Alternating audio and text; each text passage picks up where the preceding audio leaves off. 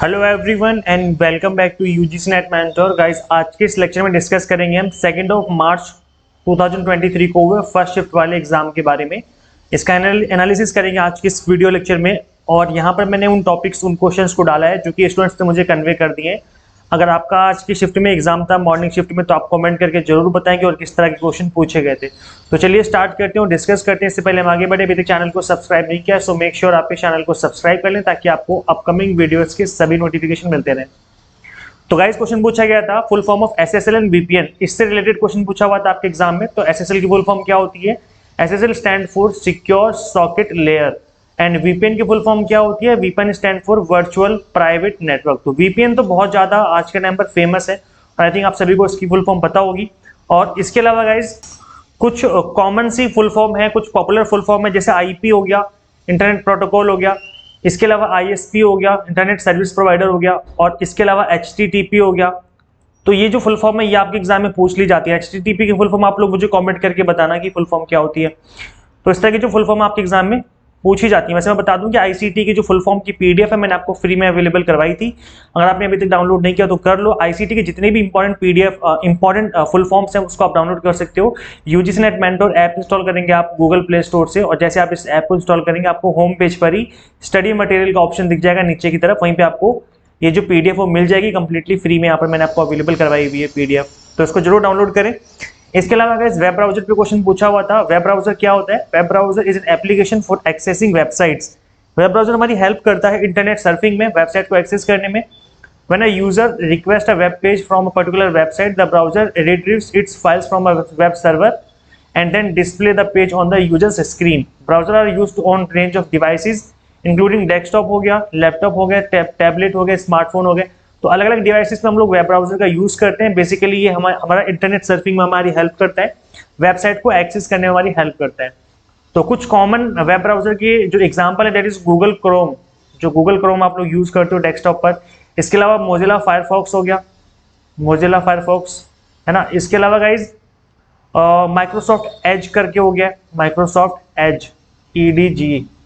इसके अलावा opera mini है ना, ओपेरा मिनी करके होता है, एक सॉफ्ट ब्राउजर है। इसके अलावा और भी काफी सारे ब्राउजर आते हैं। आपको अगर कोई ब्राउजर के बारे में पता है जिनको मैंने यहाँ पर मेंशन नहीं किया, आप लोग कमेंट करके बता सकते हैं कि और किस तरह के इंटरनेट ब्राउजर होते हैं। तो आप भी एक दो एग्जांपल जरूर दीजिए कमेंट सेक्शन में। पैसिव लिसनिंग पे क्वेश्चन था, लर्नर सेंटर्ड मेथड पे क्वेश्चन पूछा हुआ था, टीचिंग मॉडल्स पे क्वेश्चन था, टाइप्स ऑफ रिसर्च में एथनोग्राफिक रिसर्च के ऊपर आई थिंक क्वेश्चन पूछा हुआ था। तो यहाँ पर जो टाइप्स ऑफ रिसर्च होते हैं कुछ कॉमन टाइप, जैसे एनालिटिकल रिसर्च है, अप्लाइड रिसर्च है, fundamental research, quantitative, qualitative, empirical research, descriptive research. तो कुछ कॉमन टाइप, कुछ पॉपुलर टाइप्स की रिसर्च होती है, इनको आप जरूर पढ़ें, एग्जाम से पहले इनको जरूर पढ़ के जाएं, बिकॉज टाइप्स ऑफ रिसर्च एक काफी इंपॉर्टेंट टॉपिक है और यहाँ से बार बार क्वेश्चन आपके एग्जाम में बनते हैं।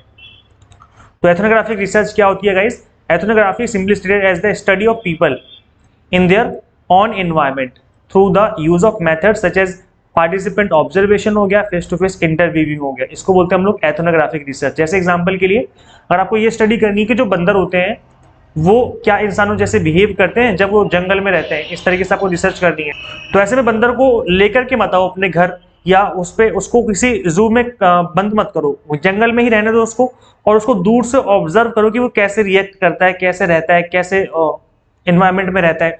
तो इससे क्या होगा? इसका मतलब है कि आप एथनोग्राफिक रिसर्च कर रहे हो, जो कि आप उसके खुद के एनवायरनमेंट में कर रहे हो। याद रखना ये स्टडी करते हैं हम लोग यहाँ पर इन देयर ऑन एनवायरनमेंट, खुद के उनके एनवायरनमेंट में स्टडी कर रहे हैं। और इसमें ऑब्जर्वेशन हो सकता है, फेस टू फेस इंटरव्यू भी हो सकता है, लेकिन उनके खुद के एनवायरनमेंट में होने चाहिए। आपको उनका एनवायरनमेंट जो है वो अफेक्ट नहीं करना चाहिए। तो प्रतिभागी जो होते हैं उनका अवलोकन आमने सामने साक्षात्कार के रूप में हो सकता है, या फिर अपने स्वयं के वातावरण में लोगों का जो अध्ययन है उनका तो अवलोकन हो सकता है, या फिर उनका इंटरव्यू भी लिया जा सकता है। इसके अलावा अगर कॉप 25 कॉप 26 की मैचिंग पे क्वेश्चन था कि कौन सी मीटिंग कहाँ पे हेल्ड हुई थी, तो इससे रिलेटेड क्वेश्चन पूछा हुआ था। तो कॉप का मतलब होता क्या है? What is COP? तो कॉप की फुल फॉर्म होती है conference of the parties. So and the summit was attended by the countries that signed the United Nations Framework Convention on Climate Change। तो UNFCCC जिसने साइन कर रखा है, ये जो ट्रीटी है इसको साइन किया हुआ है, वो मेंबर जो कंट्री होती है वो लोग इस पार्टी को अटेंड करते हैं। और जो ये UNFCCC ट्रीटी थी वो 1994 में फोर्स में आई, मतलब लागू हुई थी। तो ये गाइस आपको याद रखना है, यूएनएफसीसी की फुल फॉर्म याद कर लीजिए, ये भी इंपॉर्टेंट एग्जाम की पर्पज से। अब हम बात करेंगे कि COP25 एंड COP26 हुआ कहाँ था, कौन से सिटी में, कौन से शहर में इसको किया गया था।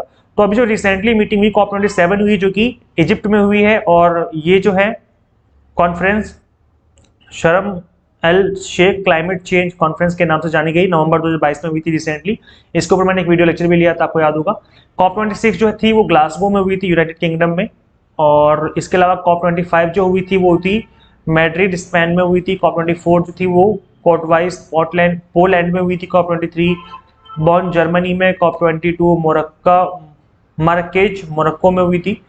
COP21 पेरिस में हुई थी। COP25 लीमा में हुई थी। COP29 मार्सो में हुई थी। इस तरीके से गाइस काफ़ी सारी कॉन्फ्रेंस हो चुकी हैं और इनको आप एक बार गो थ्रू कर लेना खुद से।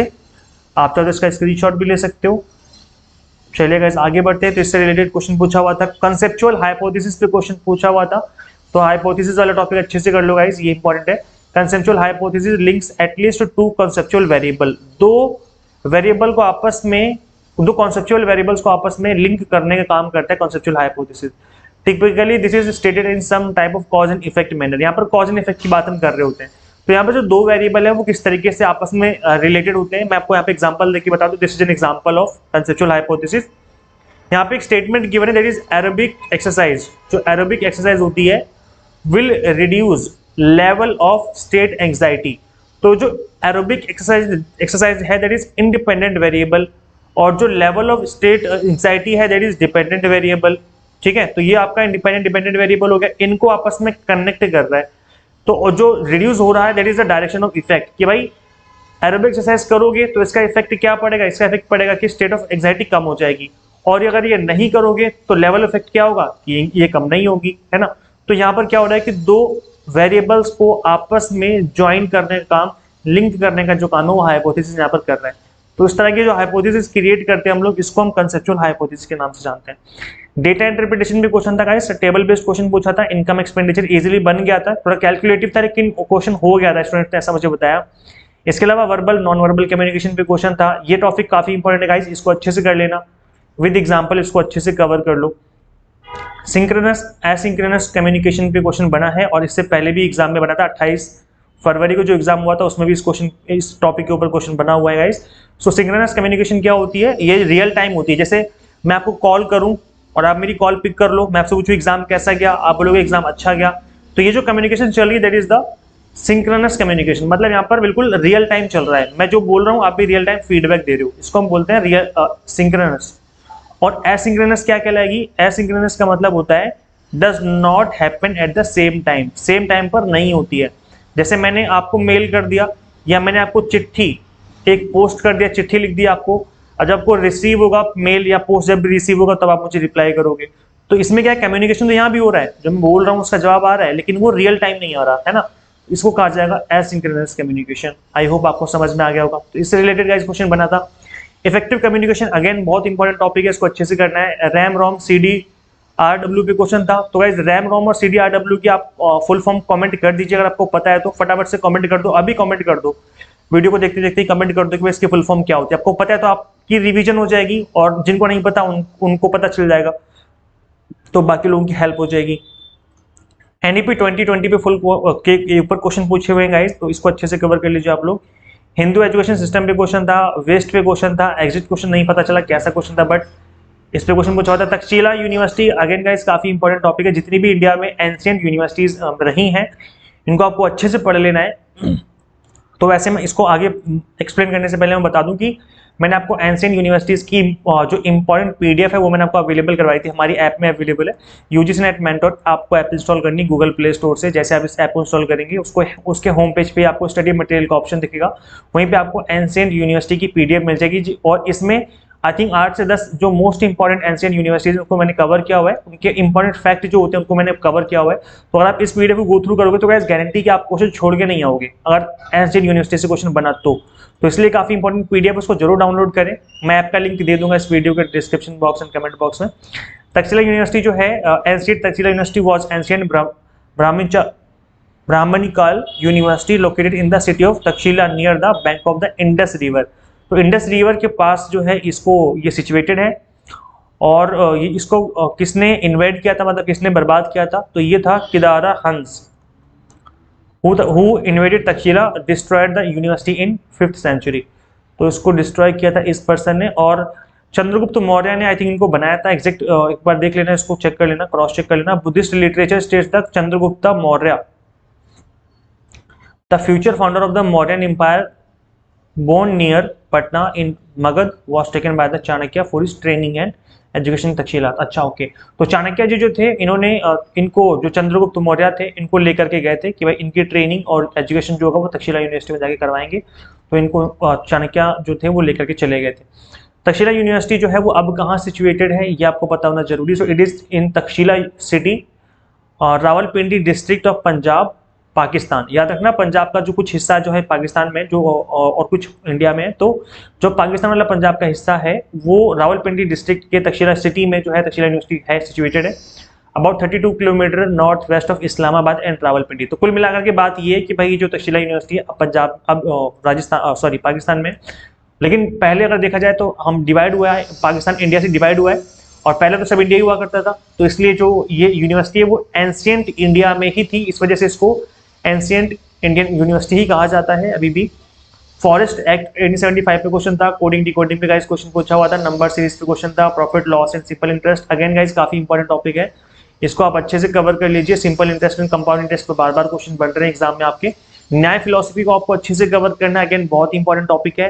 क्लासिकल स्क्वायर पोजीशन, अगर इसके ऊपर 2 क्वेश्चन पूछे हुए थे, अगर आपने इस टॉपिक को नहीं पढ़ा है, अच्छे से कवर नहीं किया है, तो क्लास नंबर 16 है इंपॉर्टेंट टॉपिक सीरीज की, जो कि मैंने यूट्यूब पर ही आपको पढ़ाया हुआ है। तो इस इंपॉर्टेंट टॉपिक सीरीज का लिंक मैं दे दूंगा इस वीडियो के description box and comment box में। क्लास नंबर 16 जरूर देखें। और पॉलिसीज भी जो है आपके एग्जाम में क्वेश्चन बना हुआ था, जो कि इसको भी मैंने इंपॉर्टेंट टॉपिक सीरीज में कवर किया हुआ है। तो अभी आपका एग्जाम होना बाकी है, तो आप इन क्लासेस को जरूर गो थ्रू कर लें, आपके जो टॉपिक है अच्छे से कवर हो जाएंगे। इसके अलावा रीडिंग कॉम्प्रिहेंशन पे क्वेश्चन था, international trade related moderate level का क्वेश्चन था और क्वेश्चन बन गया था एग्जाम में इजीली, स्टूडेंट्स ने ऐसा बताया।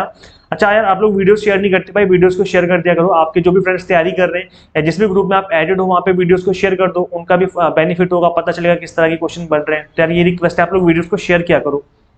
ब्लड रिलेशन में का इस क्वेश्चन पूछा हुआ था आपके एग्जाम में, फर्स्ट बौद्धिक काउंसिल पे क्वेश्चन था।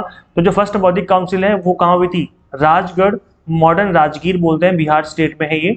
It is said have to taken place during the first rainy season following the Buddha's death.